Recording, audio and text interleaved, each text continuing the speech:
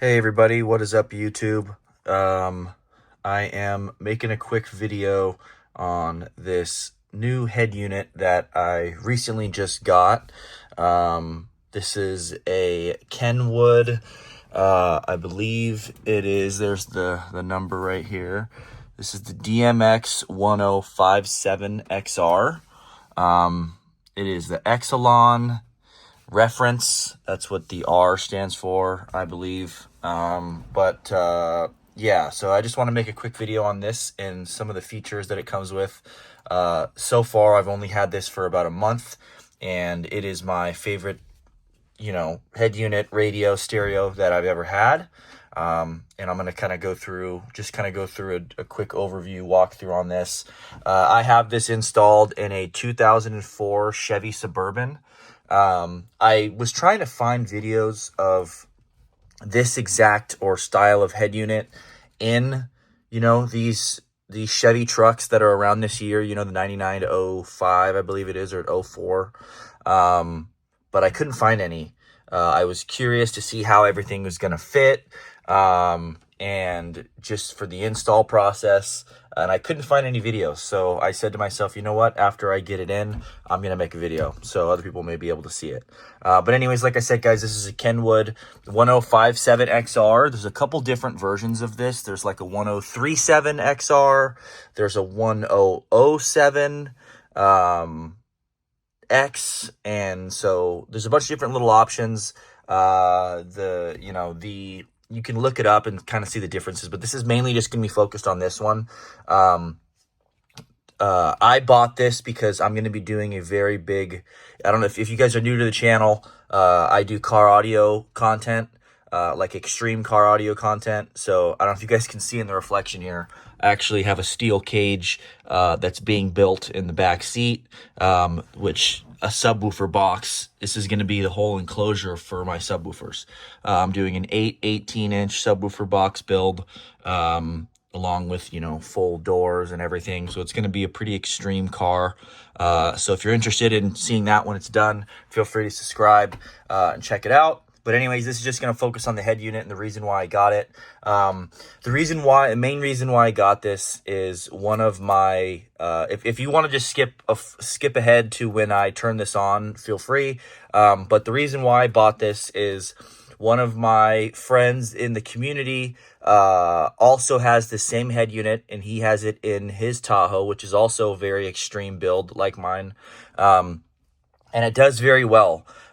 So some of the pros and cons of this, I would say there's a lot more pros than cons. The main pros being that it's Kenwood, which is, I really like Kenwood. I've never had a problem with the Kenwood radio. It's all that I run now. And another pro is all of the features that it comes with, the audio features, the sound features, all that stuff I'm going to kind of show you. And the cameras and just the overall usability, the screen size, Apple CarPlay, everything is just really, really nice. I would say the only cons, one con being the price. It is not a cheap radio, as you can probably guess. I'm not going to say the price of it, but you can just look it up. It's not a cheap head unit. Yeah, any of these ones with the big screen that are, you can get these big screen head units from a cheaper Chinese brand that, you don't really know, and they don't have a volume knob and all that kind of stuff for cheaper. But to get a Kenwood one with, the top of the line Kenwood with the volume knob, with all the options, it's not a cheap head unit, but it's because it comes with a good warranty. I got this one from Crutchfield, great customer service, and all that good stuff. So anyways, let's just jump kind of right into it, and let me show you guys what we got going on here. One of the big things right off the bat you guys are probably noticing is the shifter does tap. I mean, you can move it out of the way to where that doesn't tap, but this screen is adjustable. But yeah, for this style of trucks, it does kind of suck because this is the park position of the shifter. I'm going to turn this on now and show you guys that when you're driving, it's obviously not in the way, but when you're parked, it does kind of suck. So when this thing powers on, you can either just hit agree, or it'll go after 10 seconds. But yeah, so this is pretty much my home. As you guys can see, I've already fucked with the, the home screen. This is really, you can change, I haven't done all of it, but you can go through and really change wallpapers, all that stuff. And yeah, so pretty much this is the home screen. I mostly use Apple CarPlay, and I like a wire. This does have wireless and wired Apple CarPlay and Android Auto. Personally, I know a lot of people like the wireless and using Bluetooth. I like just plugging my phone in because I like charging my phone at the same time.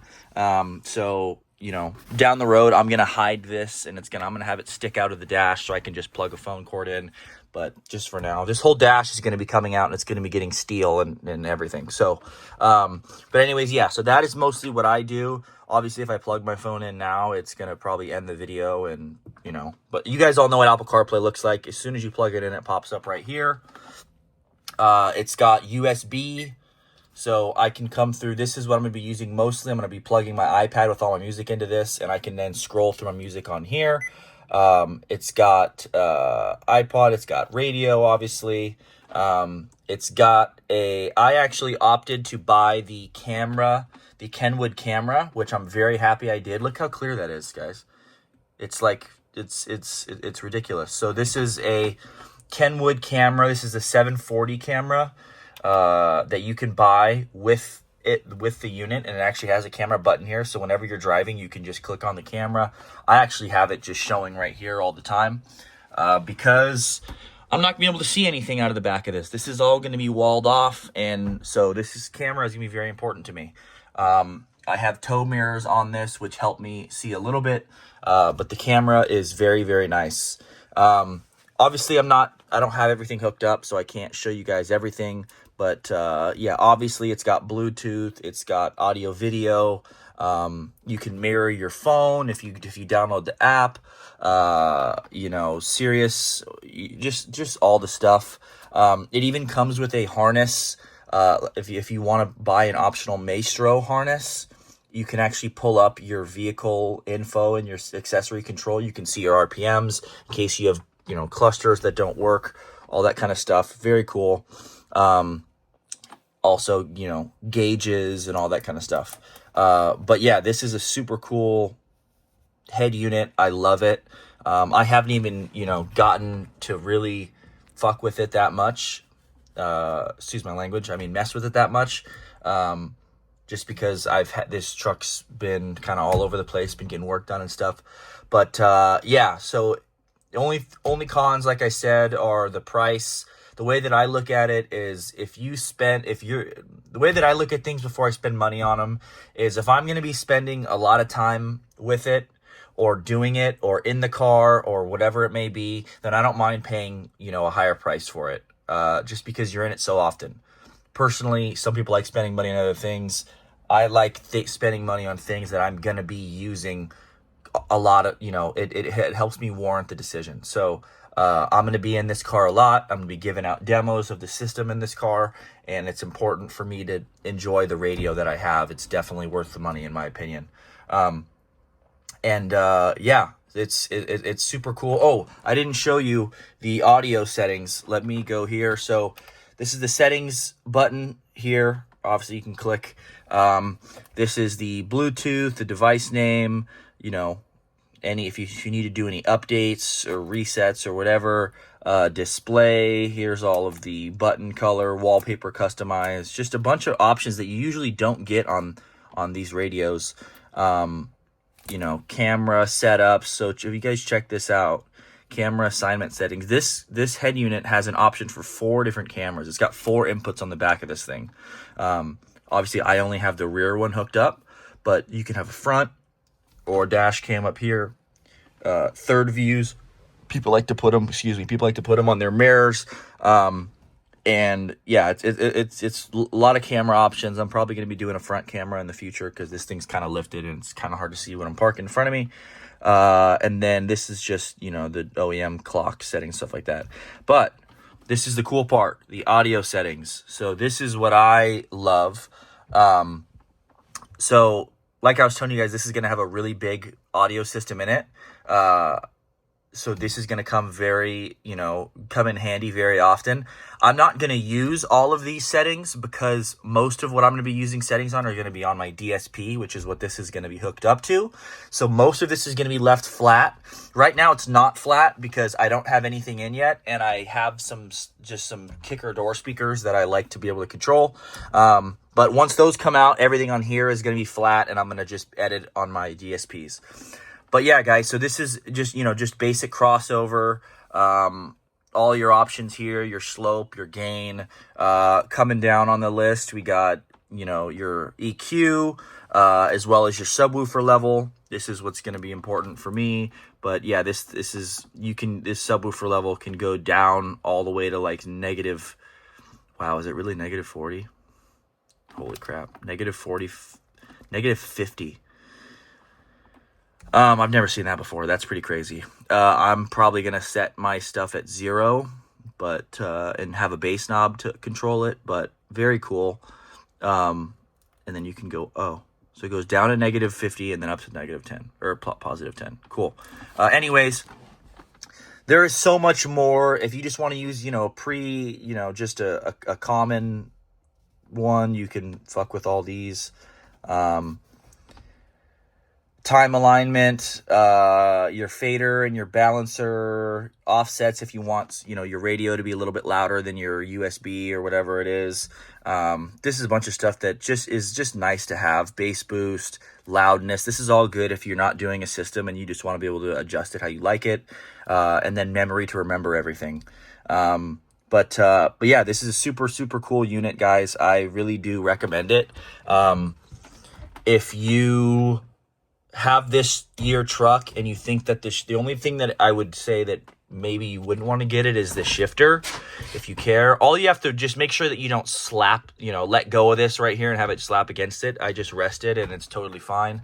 But like I was telling you guys, this whole dash is going to be coming out, and we're going to be doing a steel dash so that if everything else is going to be steel. So I need to make this sure that the dash is strong. Also, I don't want a very nice head unit to, get vibrated to death from the bass and have it not very secure. So this whole dash is going to come out. We're going to actually scoot it over a little bit so that this isn't in the way. And it's probably going to be, scooted over 4 or 5 inches, probably just to here. So it's kind of more middle in the cab anyway. But yeah, I want to make sure that if I'm spending the money on this thing, that it's not just going to get destroyed. But part of spending money is you have a good warranty. So for whatever case that I can reach back out to Crutchfield, send it in and go from there. But yeah, guys, this is a super cool head unit. Not many of these come with a volume knob. I really, really like having a knob compared to just like buttons rolling up and rolling down. And the touchscreen buttons, I hate that shit. So the head unit is the key part of a stereo system in a car. I've had a bunch of, I've on other, radio builds, on other audio builds, I've actually even held the head unit in my hand so that it wasn't in the dash, it doesn't break. It is just it's kind of a headache. If I can get the dash strong enough and leave this in here, I'm going to be really happy. But yeah, guys, and then this is a 2-piece installation. So the screen, so it comes with, the brains of it come in the doubled in style box. That's what goes into the dash. Let me see if I can show you guys here. So you can see that box, this whole box here is what goes into the dash. And then the screen plugs into it and attaches to it.